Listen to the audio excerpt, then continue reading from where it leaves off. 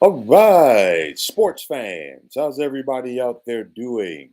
William Martin coming at you one more time here on YouTube with another edition of the 300 Pounds of Sports Knowledge Podcast.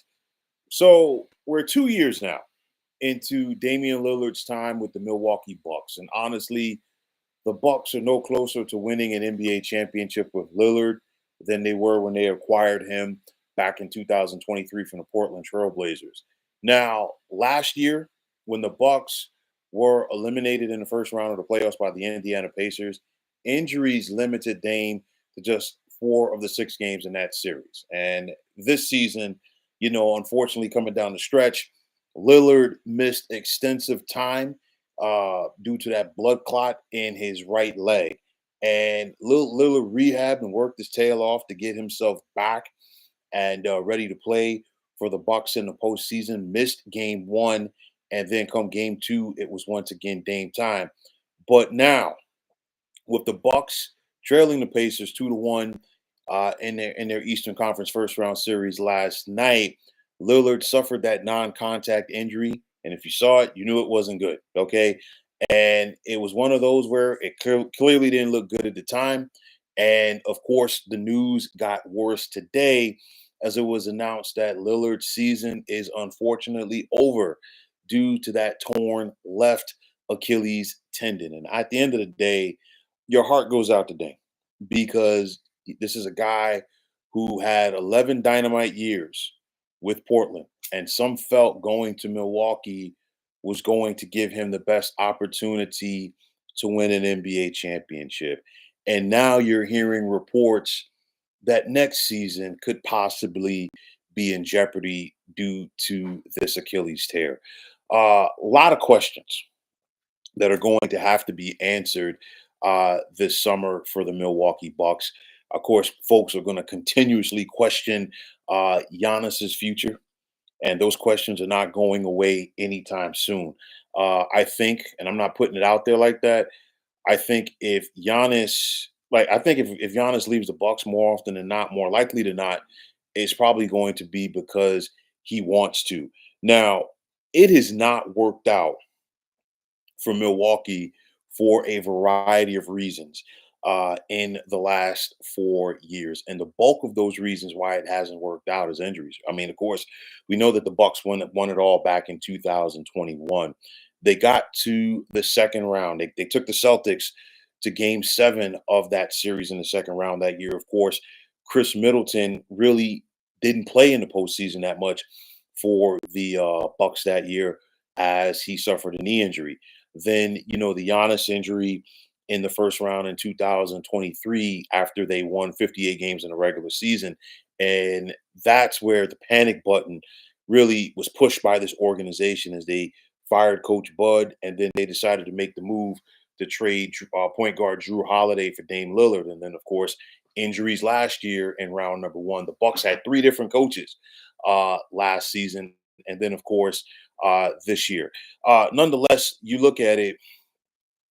I know that the Bucks have not officially been eliminated from the postseason, but you can see the writing on the wall. They're down 3-1. They don't have Damian Lillard, and you look at an Indiana team that ran the Bucks off of the court last year in the playoffs, and guess what? They're about to do it again. This was simply a bad matchup for Milwaukee. The Bucks are an older team, and they just don't have the juice. They just don't have the gusto to keep up with these young Pacers. But nonetheless, you look at it, Brook Lopez, this is the last year of his deal. He's 37. I think if Brook Lopez continues to play in the NBA, he's going to want to play in Milwaukee. Will the Bucks want to keep him as he has been one of those core members of this team? Bobby Portis has a player option for next year. Another one of those core guys.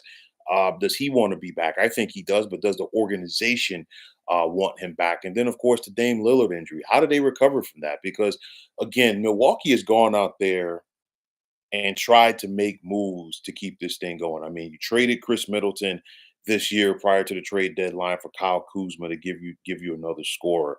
The Bucks have defensive issues, in my opinion. Like I said, this was a bad matchup for them, and now this Dame Lillard injury really changes things.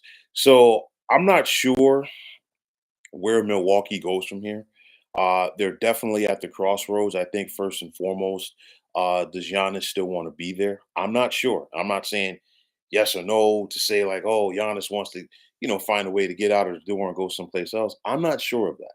Okay, but at the end of the day, I think the Bucks, in my opinion, have reached the end of the rope with this group as far as being able to win an NBA championship. That's not to say that they can't go out there and look to retool this thing and try to put more pieces around Giannis to try to fire it up again and go out there and compete for another NBA championship. Giannis is 30. He's in the prime of his NBA career.